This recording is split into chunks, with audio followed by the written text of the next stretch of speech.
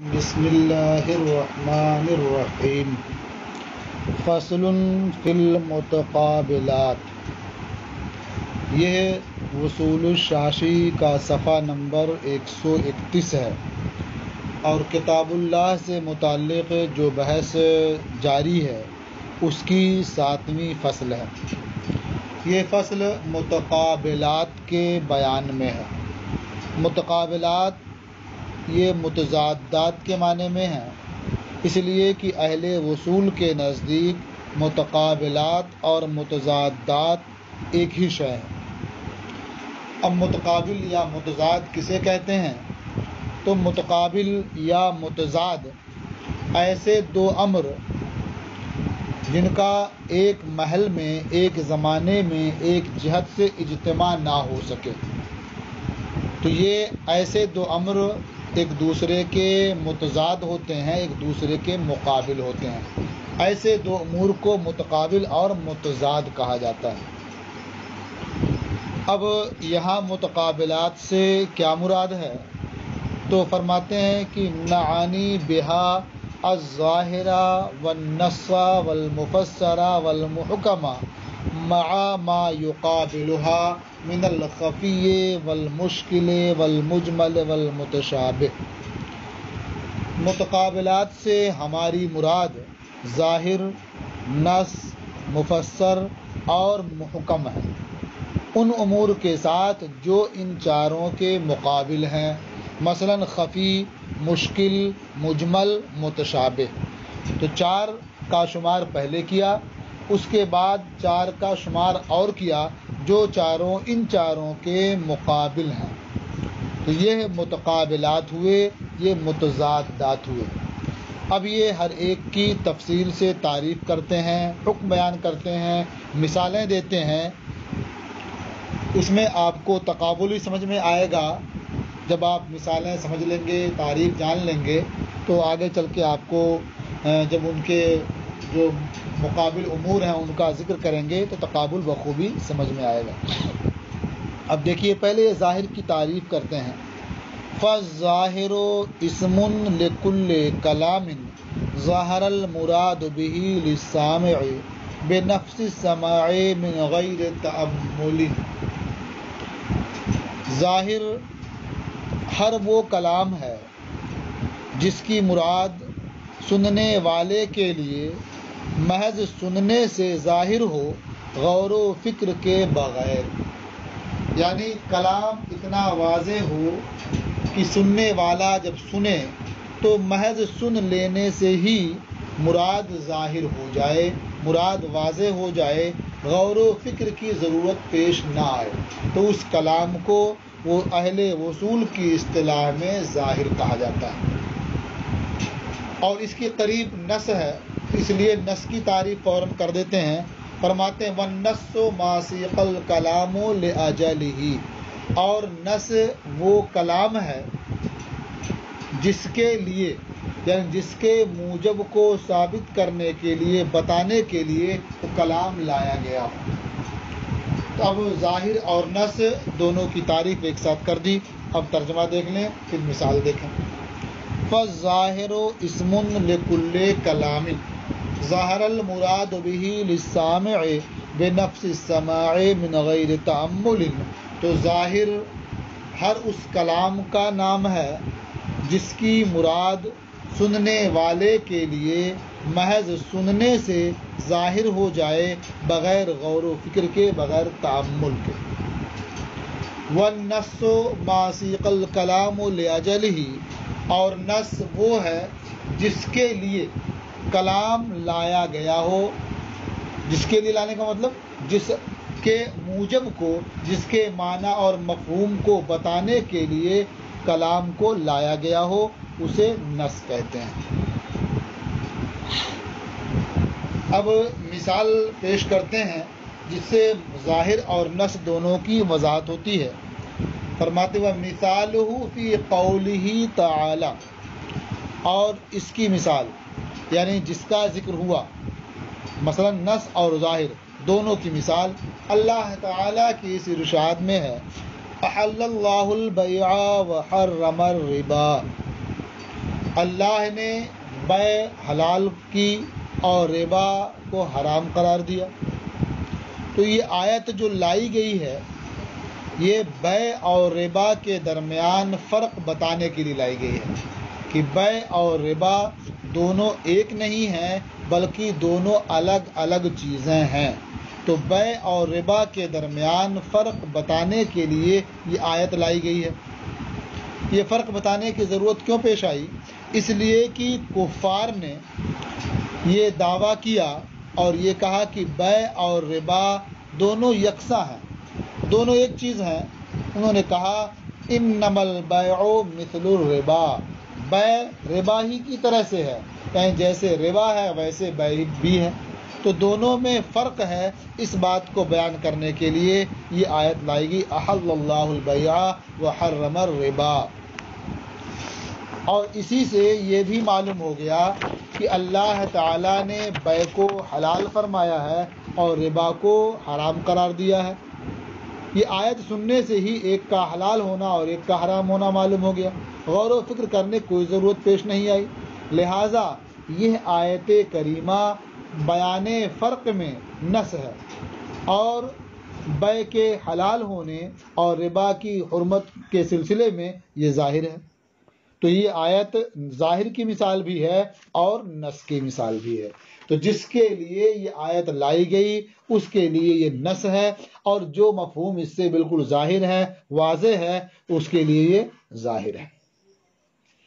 وَمِثَالُهُ فِي قَوْلِهِ تَعَالَى، اور اس کی مثال یعنی نص اور ظاہر میں سے ہر ایک کی مثال اللہ تعالیٰ کے اس ارشاد میں احل اللہ البیع وحرم الربا، کہ اللہ نے بیع کو حلال کیا اور ربا کو حرام قرار دیا۔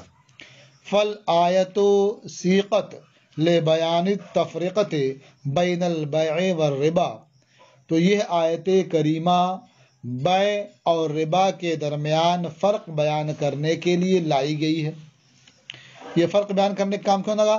ردن لما ادعاہ الکفار من التسویہ بینہما، اس کے رد کے لیے جس کا کفار نے دعویٰ کیا، یعنی بیع اور ربا کے درمیان برابری۔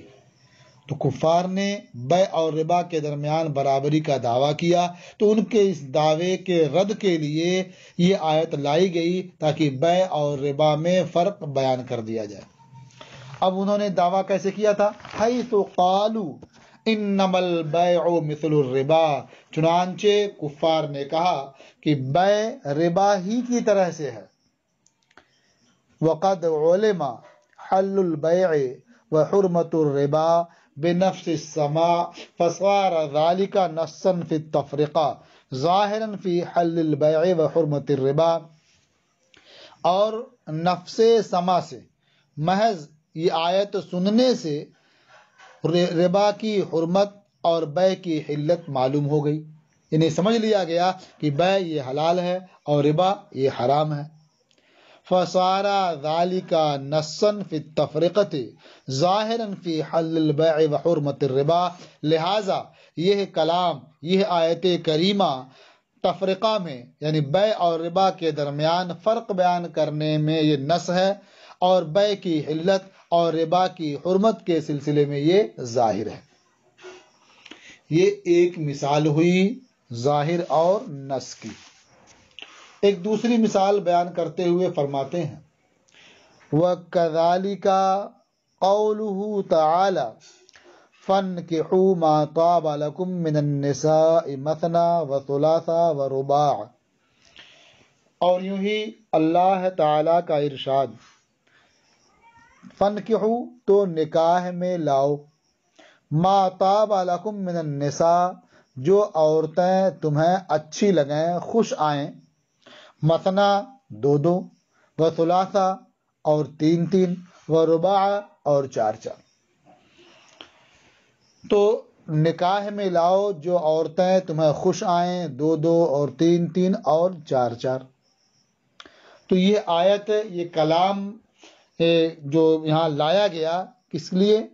بیان عدد کے لیے، یعنی عورتوں کی کتنی تعداد ہو سکتی ہے، بیویوں کی تعداد کہاں تک ہو سکتی ہے، اسے بتانے کے لیے یہ کلام لایا گیا۔ یہ آیت یہاں پیش کی گئی ہے۔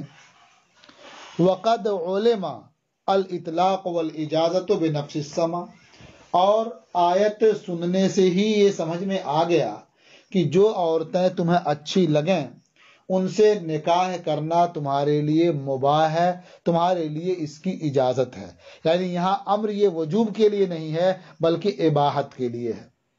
تو جو کلام سے واقف ہیں وہ اچھی طرح سے یہ کلام سنتے ہی یہ سمجھ گئے کہ یہاں اطلاق ہے اور اجازت ہے۔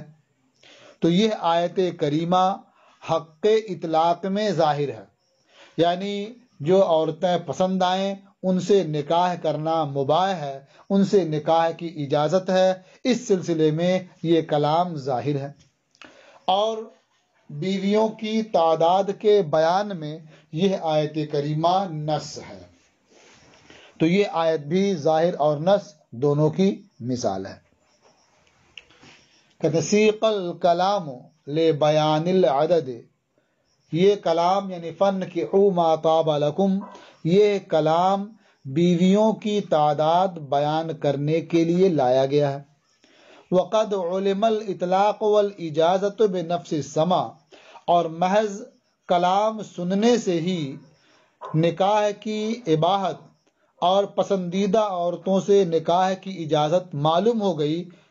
فصار ذلك ظاہرا فی حق الاطلاق نصا فی بیان العدد، تو یہ کلام حق اطلاق میں ظاہر ہوا اور بیان عدد میں نص، یعنی پسندیدہ عورتوں سے نکاح کی اجازت اور اس کی اباحت کے بارے میں یہ ظاہر ہے، اور تعداد کتنی ہو سکتی ہے اس کے بارے میں یہ نص ہے۔ یہ دو مثالیں ہو گئیں۔ ایک مثال اور بیان کرتے ہوئے فرماتے ہیں وَكَذَلِكَ قَوْلُهُ تَعَالَى لَا جُنَاحَ عَلَيْكُمْ إِن طَلَّقْتُمُ النِّسَاءَ مَا لَمْ تَمَسُّوهُنَّ أَوْ تَفْرِضُوا لَهُنَّ فَرِيضَةً، اور یوں ہی اللہ تعالیٰ کا ارشاد، یعنی ظاہر اور نص کی مثال میں یہ ارشاد بھی ہے، لا جناح علیکم، تم پر کچھ مطالبہ نہیں، ان طلقتم النساء، اگر تم عورتوں کو طلاق دو، ما لم تمسوہن، جب تک تم نے ان کو ہاتھ نہ لگایا ہو، او تفرضوا لہن فریضہ، یا کوئی مہر مقرر نہ کر لیا ہو۔ ہاتھ لگانے سے مراد یہاں جمع کرنا ہے۔ تو جب تک عورتوں سے صحبت نہ کی ہو، جمع نہ کیا ہو، ان سے خلوت صحیحہ نہ پائی گئی ہو اور ان کا مہر مقرر نہ کیا گیا ہو، تو انہیں طلاق دینے میں کسی قسم کے مہر کا کوئی مطالبہ نہیں ہوگا۔ تو اب اس آیت کے بارے میں آپ غور کریں تو معلوم ہوگا کہ اس آیت میں اس عورت کا حکم بیان کر دیا گیا کہ جس کے مہر کا ذکر نہ ہوا ہو، یعنی مہر کا ذکر نہ ہوا ہو اور شوہر اسے طلاق دے تو شوہر سے مہر کا مطالبہ نہیں ہو سکتا۔ یہ اس بات کو بیان کرنے کے لیے آیت لائے گی نہ صحیح۔ اور یہ بھی معلوم ہوا کہ طلاق دینے میں شوہر مستقل ہے، خود مختار ہے، اسے اس بات کا اختیار ہے کہ اگر وہ چاہے تو اپنی بیوی کو طلاق دے دے، اس میں بیوی کی رضا ضروری نہیں ہے اور طلاق کے مسئلے میں اس کی کوئی شراکت نہیں ہے۔ تو یہ طلاق دینے کے سلسلے میں شوہر کا استقلال بتانے میں یہ آیت ظاہر ہے، بالکل صاف کہا گیا کہ تم پر کوئی مطالبہ نہیں اگر تم عورتوں کو طلاق دے دو۔ معلوم ہوا کہ طلاق دینے کا اختیار یہ شوہروں کو ہے۔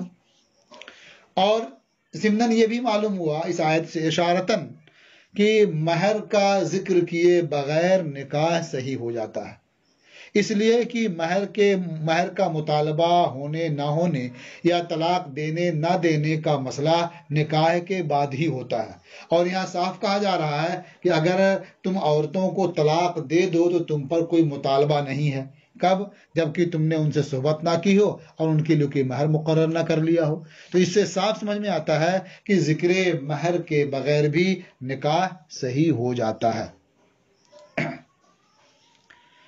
تو کہتے ہیں وَكَذَلِكَ قَوْلُهُ تَعَالَى، اور یوں ہی اللہ تعالیٰ کا ارشاد لا جناح علیکم ان طلقتم النساء ما لم تمسوهن او تفرضوا لهن فریضہ، نص فی حکم من لم یسمى لها المہر، نص ہے اس عورت کے حکم بیان کرنے میں جس کے لیے مہر کا ذکر نہ کیا گیا ہو، وظاہر فی استبداد الزوج بالطلاق، اور طلاق کے مسئلے میں شوہر کے استقلال کے سلسلے میں ظاہر ہے، واشارۃ الی ان النکاح بدون ذکر المہر یصح، اور اس آیت میں اشارہ ہے اس بات کی جانب کہ مہر کے ذکر کے بغیر نکاح صحیح ہوتا ہے۔ اب ایک مثال اور دیتے ہیں، پھر اس کے بعد ظاہر کا حکم بیان کریں گے۔ وَكَذَلِكَ قَوْلُهُ عَلَيْهِ السَّلَامُ، اور اسی طرح سے نبی کریم علیہ السلام کا ارشاد بھی ظاہر اور نص کی مثال ہے۔ حضور ارشاد فرماتے ہیں من ملک ذا رحم محرم منہ اعتق علیہ یا اوتق علیہ، جو شخص ذو رحم محرم اپنے ذو رحم محرم کا مالک ہو جائے تو وہ اس شخص پر آزاد ہو جائے گا۔ یہاں دو چیزیں حدیث میں ہیں، ایک ہے رحم اور ایک ہے محرم۔ رحم کے بارے میں آپ کو معلوم ہونا چاہیے کہ یہ را پر زبر ہے اور ہا پر چاہے ساکن پڑھیں، چاہے زبر پڑھیں، چاہے زیر پڑھیں، تینوں طرح سے پڑھ سکتے ہیں۔ رحم کہتے ہیں یہ اس جگہ کو جہاں بچہ پروان چڑھتا ہے، بچہ بنتا ہے، یا کہہ سکتے ہیں کہ ماں کے پیٹ میں جو بچے کے رہنے کی جگہ ہوتی ہے، جو اس کا مستقر ہوتا ہے، وہی رحم ہے، شکم کہتے ہیں جس کو۔ اور محرم کا مطلب کیا ہوتا ہے؟ محرم سے مراد وہ قریب ہوتا ہے، وہ قریبی ہوتا ہے، وہ رشتہ دار ہوتا ہے جس سے کبھی نکاح نہ ہو سکے، یعنی ہمیشہ کے لیے نکاح اس سے حرام ہو۔ تو جو اس طرح سے قرابت والا ہو کہ جس سے ہمیشہ کے لیے نکاح حرام ہو، اسے ذو رحم محرم کہتے ہیں۔ تو مسئلہ کیا ہے کہ جو شخص ذو رحم محرم کا مالک ہو جائے، اسے خرید لے یا کسی بھی طرح سے اس کا مالک بن جائے تو ذو رحم محرم فوراً آزاد ہو جائے گا۔ اور اس پر آزاد ہونے کا مطلب کیا ہے کہ اس کے لیے حق ولا ثابت ہوگا، یعنی جب وہ ذو رحم محرم انتقال کر جائے گا اور اصحاب فرائض میں سے کوئی نہ ہو اس کا، تو پھر جو حق ولا ہے وہ بھی اسی کو ملے گا جس کی ملکیت میں آنے کے بعد وہ آزاد ہوا ہے۔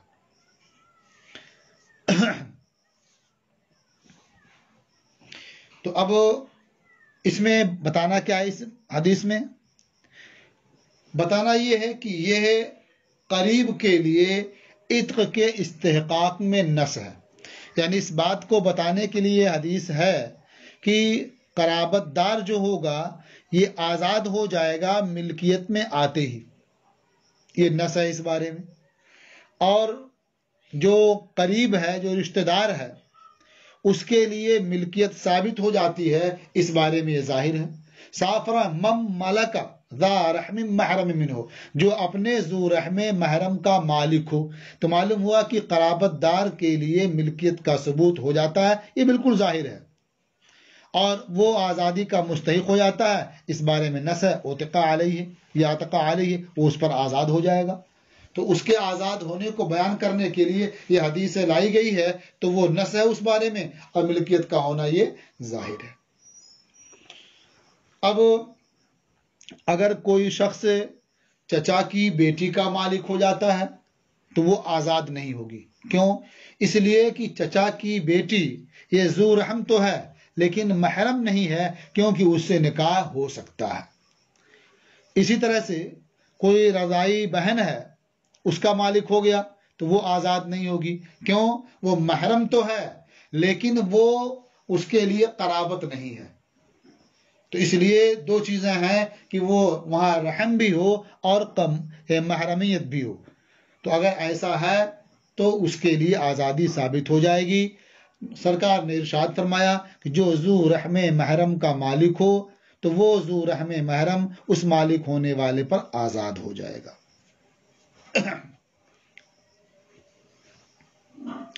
وَكَذَلِكَ قَوْلُهُ علیہ السلام، اور یوں ہی نبی کریم علیہ الصلاۃ والسلام کا ارشاد، من ملک ذا رحم محرم منہ عتق علیہ، جو شخص اپنے ذو رحم محرم کا مالک ہو جائے وہ اس پر آزاد ہو جائے گا۔ نص فی استحقاق العتق للقریب، یہ حدیث نص ہے قریب کے لیے آزادی کے استحقاق میں۔ وظاہر فی ثبوت الملک لہ، اور ظاہر ہے قریب کے لیے ملکیت کے ثبوت میں۔ یہ ظاہر اور نص دونوں کی مثالیں بیان فرما رہے تھے۔ اب اس کے بعد یہ ظاہر اور نص کا حکم بیان فرماتے ہیں، اور اس پر پھر جو احکام متفرع ہوتے ہیں اسے بیان فرماتے ہیں، جو انشاءاللہ کل آپ سماعت فرمائیں گے۔